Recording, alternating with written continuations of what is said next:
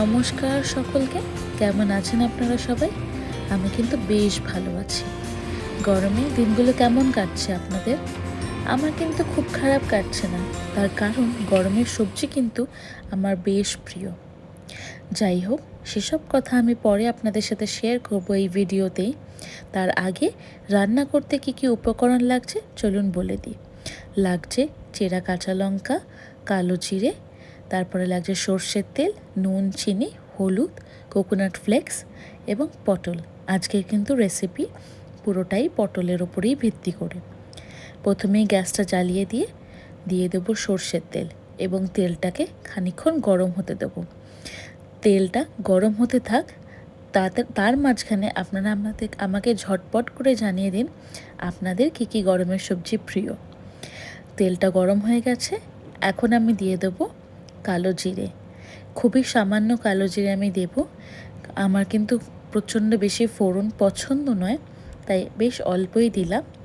দিয়ে এরপরে একটু এটা যখন ভাজা ভাজা হয়ে আসবে, তখন আমি দিয়ে দেবো কাঁচা লঙ্কা। এখানে আমি চেরা কাঁচা লঙ্কা ব্যবহার করেছি এবং এই দুটোই যখন বেশ ফোড়নের গন্ধটা বেরিয়ে আসবে, তখন আমি দেব হচ্ছে পটলগুলো। একে একে পটল আমি ছেড়ে দেবো। পটলটা 4 ফালি করে কেটে রাখা আছে, একটু হালকা তার খোসাগুলো ছাড়িয়ে ভালো করে ধুয়ে নিয়েছি এবং পুরো পটলটাই আমি এখানে দিয়ে বেশ নাড়াচাড়া করে নেব, যাতে তেলটা ওপর নিচ পুরো পটলেই স্প্রেড হয়ে যায়। অনেকেরই পটল কিন্তু খুবই অপছন্দের একটা সবজি এবং অনেকের বলবো না, শুধু আমার বাড়িতেও কিন্তু আমার হাজব্যান্ডের খুবই অপছন্দের একটা সবজি। ও কিন্তু পটল একটা দুটো পাতে পড়লেও এক টুকরোও খায় না। কিন্তু হ্যাঁ, এই রেসিপিটা কিন্তু খেয়ে ও বলেছে না, পটল এভাবে করলে খাওয়া যাবে। কিন্তু আলু পটলে কিন্তু এখনও সে নারাজ, সে কিন্তু আলু পটল এখনও পছন্দ করে না। যাই হোক, আমি হালকা হাতে একটু নাড়াচাড়া করে নেব। পটলটা এতটাই বেশি হয়ে গেছে যে কড়াইটা ছোট পড়ছে, তার জন্য যেহেতু মিয়ে যাবে পটলটা, তার জন্য আমি একটু নুন দিয়ে নিলাম এবং নুন দিয়ে হালকা হাতে নাড়াচাড়া করে কিন্তু ঢাকা চাপা দিয়ে রান্না করলেই কিন্তু পটল খুব তাড়াতাড়ি মিয়ে যায়। আপনাদের পটলের কী কী রেসিপি পছন্দ বা কে কী পটলের রেসিপি খেতে পছন্দ করেন আমাকে নিশ্চয়ই জানাবেন। আমি চেষ্টা করব সেগুলো কিন্তু আপনাদের সাথে শেয়ার করতে, যে আমি কিভাবে বানাই। আমার কিন্তু পটলের দোরমাও খুব পছন্দ। যেহেতু আমি পটল ভালোবাসি, আমার মাছের ঝোলেও কিন্তু খুব ভালো লাগে। আমি কিন্তু ঝিঙেও ভালোবাসি। এই রান্নাটা যদি আপনারা ঝিঙে দিয়ে করতে চান সেটাও করতে পারেন, খারাপ হবে না। এখন আমি মোটামুটি পটলটাকে নাড়াচাড়া করে নিয়েছি। এখন ঢেকে দেবো, ঢেকে একদম গ্যাসটা স্লোতে করে দেবো। গ্যাসটা স্লোতে করে দিলেই কিন্তু পটল হালকা মিয়ে যাবে 10 মিনিট রাখলে। তারপরে মিয়ে গেলে কিন্তু আবার আমি ঢাকনাটা খুলে নিয়েছি, খুলে নিয়ে এবং এখন বাকি উপকরণগুলো কিন্তু দেব। আবার প্রথমে একটু আমি নাড়াচাড়া করে নিচ্ছি, তারপরে বাকি উপকরণগুলো দেব। আচ্ছা, আপনাদের নিরামিষের দিনকে কী কী রান্না হয় আমাকে একটু জানাবেন। আমার কিন্তু খুব ভালো লাগে জানতে যে কার বাড়িতে কীরকম রেসিপি হয়, কে কীরকম খেতে ভালোবাসে। এবং আমার বাড়িতে কিন্তু নিরামিষের দিনকে আলু পোস্ত কিন্তু একটা খুব প্রিয় তরকারি সবার। আজকেও যেমনি আলু পোস্ত হয়েছিল, পটলের এই রেসিপিটা হয়েছিল, মুগ ডাল হয়েছিল। কারণ মঙ্গলবার আমাদের বাড়িতে কিন্তু পেঁয়াজ রসুনও ওঠে না, আর মাছ মাংস তো দূরহস্ত। শনিবারও তাই নিরামিষ খাই আমরা। তাই আমরা চেষ্টা করি যেদিনকে নিরামিষ হয় সেদিনকে কিন্তু পেঁয়াজ রসুনও না ওঠাতে। এখন আমি হলুদ দিয়ে দেব।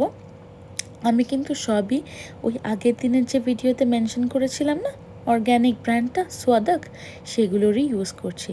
এখন রেগুলার রান্নারও কিন্তু আমি এই মশলাগুলোই ইউজ করি।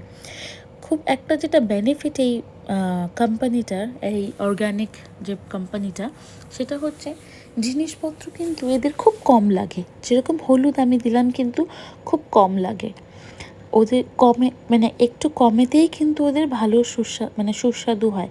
খুব বেশি যদি আমার হাত থেকে হলুদ পড়ে যায়, আমি দেখেছি সেদিনকে কিন্তু রান্না হয়তো একটু তিতকুটে হয়ে যায়।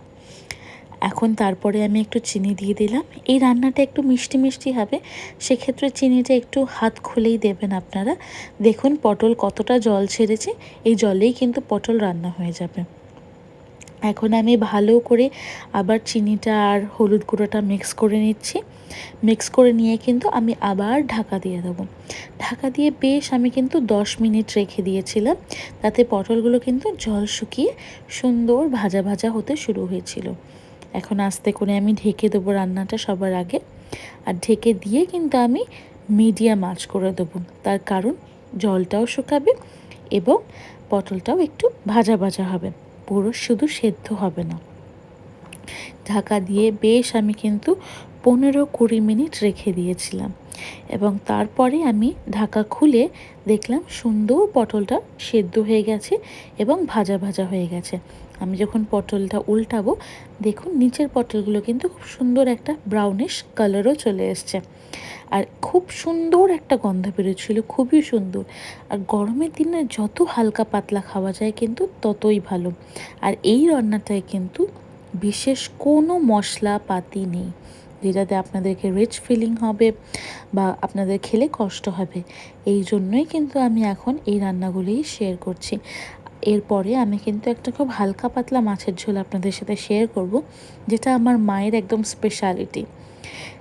আমি কিন্তু পার্সোনালি এই রান্নাটা খুব পছন্দ করি, পাতলা মাছের ঝোলটা। আর এখন আমি দিয়ে দেবো এই রান্নাটার সবথেকে ইম্পর্ট্যান্ট ইনগ্রিডিয়েন্ট, যেটা হচ্ছে কোকোনাট ফ্লেক্স। আমি কোকোনাট ফ্লেক্স ইউজ করছি, আপনারা কিন্তু চাইলে ফ্রেশ কোকোনাট ইউজ করতে পারেন এবং সেটাই বেশি কিন্তু টেস্ট হবে। কিন্তু যেহেতু আমার কাছে ফ্রেশ কোকোনাট অ্যাভেলেবল ছিল না এবং কোড়াকুড়ির ঝামেলাও করতে হতো, তাই জন্য আমি আর সেই ঝামেলাতে যাইনি, আমি ফ্লেক্সই ব্যবহার করছি। আর এই ফ্লেক্সটা দিলে কিন্তু কোনোভাবেই বোঝা যায় না যে এটা একদম ফ্রেশ কোকোনাট ইউজ করা হয়েছে নাকি ফ্লেক্স ইউজ করা হয়েছে। ফ্লেক্সটা এতটাই ভালো, আর খুবই এটা যদি আপনারা শুধু মুখেও খান, ফ্লেক্সটা কিন্তু খেতে খুবই ভালো লাগে। আমি এটা দিয়ে কিন্তু নাড়ুও বানিয়েছিলাম, আপনাদের যদি লাগে রেসিপি আমি নিশ্চয়ই শেয়ার করব। আমার অলমোস্ট রান্না কিন্তু ডান, একদম কমপ্লিট রান্না। এখন আমি একটা বাটিতে তুলে রাখবো এবং এত সুন্দর গন্ধ বেরিয়েছে, আমার মা বলছে যে আমার বেশ খিদে পেয়ে গেল এই গন্ধটা শুকে। একদম মিষ্টি একটা গন্ধ বেরোয় এই তরকারিটা থেকে। আপনারা কিন্তু এরকমভাবে পাঁচমিশালির তরকারিতেও এরকম কোকোনাট ফ্লেক্স দিতে পারেন। আপনাদের যদি রেসিপি লাগে আমি শেয়ার করে দেবো, খুব কিন্তু সুন্দর হয় খেতে। আর এখন যখন আমি রান্নার ভিডিও বানানো শুরু করেছি, নিশ্চয়ই আপনাদের সাথে আমি নতুন ধরনের রান্না এবং পুরনো সনাতনী রান্না সবই আমি শেয়ার করব।